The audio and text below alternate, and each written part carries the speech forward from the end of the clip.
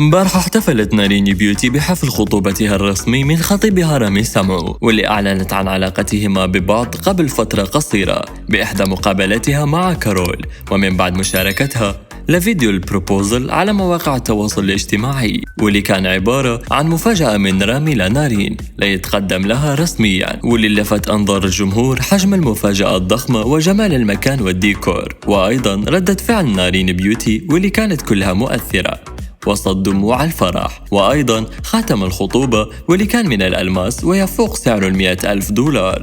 وتلاها الحفل حفل طلبة الإيد، حيث توجه رامي وعائلته المتكونة من أخته وأخوه ووالدته وأصدقائه لبيت نارين ليطلب إيدها من أبوها اللي وصل لدبي قبل أيام قليلة، وشفنا تفاصيل الطلبة من خلال ستورياتهم ليحتفلوا أخيرا بالخطوبة وسط أفراد العائلة والأصدقاء المقربين فقط وعدد من مشاهير اليوتيوب.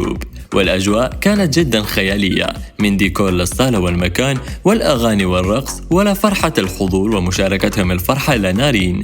واللي لفت انتباه الجمهور شخصية رامي، حيث بيّن أنه شخص مرح جدا وفرحته وسعادته العارمة بها اليوم، وإلقاء لخطاب رومانسي لنارين أمام الحضور. وهيك كانت أجواء الحفلة وأهم التفاصيل. خبرونا رأيكم بها بخانة التعليقات. Thank you to our two families for supporting us for the last year and a half. Definitely hasn't been an easy road, but we've made it. And the day I met you, I think we all know the story, right? I said that I'm never letting you go. And tonight, I'm never letting you go. So, thank you for being there when I need you. And I can't wait to spend the rest of my life with you.